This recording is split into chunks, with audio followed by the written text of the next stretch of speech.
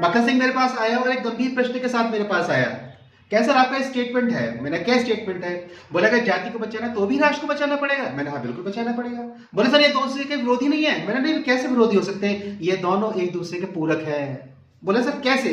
मैं देख बिहार के चुनाव परिणाम आ गए? बोले हाँ सर आ गए। मैंने क्या परिणाम आया? बोले सर एनडीए 200 से ऊपर जा रहा है। मैंने आरजेडी की क्या स्थिति है? बोले सर 28 के आसपास आ रही है। मैंने आरजेडी का तो इंटैक्ट वोट था। बोले हाँ सर था। तो मैंने कहा यादवों ने वोट नहीं दिया क्या आरजेडी को?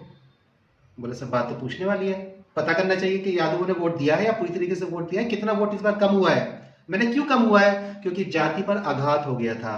यादव समाज को भी लगने लगा है कि हम इनके घर के आंगन के खूंटे बन के रह गए हैं क्या मात्र?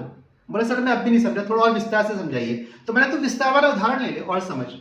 मैंने पश्चिम की ओर चल, पाकिस्तान, अफगानिस्तान, ईरान, पूर्व की ओर चल बांग्लादेश, दक्षिण पूर्व की ओर चल इंडोनेशिया, ये सारे देश हम में से निकले। यहाँ पे सब जगह हिंदू वैदिक परंपरा के प्रमाण मिलते हैं, सबका परिवर्तन हो गया। और जहां जहां परिवर्तन हुआ बता वहां वहां कहां जाती है? बोला सर समझ गया, मुस्लिमों में तो जाति व्यवस्था है ही नहीं। मैंने बिल्कुल नहीं है जाति व्यवस्था, इस्लाम में जाति व्यवस्था नहीं है। भारत में मुसलमानों में जाति व्यवस्था मिलेगी, बताता है कि ये तो कन्वर्टेड है, दोगले हैं, इनकी पैंट गिली हो गई थी ना, डर के मारे इनकी बात ही नहीं करेंगे। तो अगर हिंदुओं को अपनी जाति व्यवस्था बचानी है तो राष्ट्र को बचाना पड़ेगा ना, क्योंकि जहां जहां राष्ट्र परिवर्तित हो गया वहां जाति बची नहीं है। तो अगर आपको अपनी जाति से प्रेम है तब भी राष्ट्र को बचाना पड़ेगा। यानी कि जातिवाद और राष्ट्रवाद एक दूसरे के पूरक हैं, विरोधी नहीं है। इसलिए यादव जाति को धन्यवाद है मेरा कि उन्होंने इस भ्रम को तोड़ा है कि हम जातिवाद के पीछे कहीं भी तुम्हारी लंगोट पकड़ के चल देंगे। क्षत्रिय समाज से आता है यादव समाज, उनके राजा है कृष्ण, उसके वंशज है वो।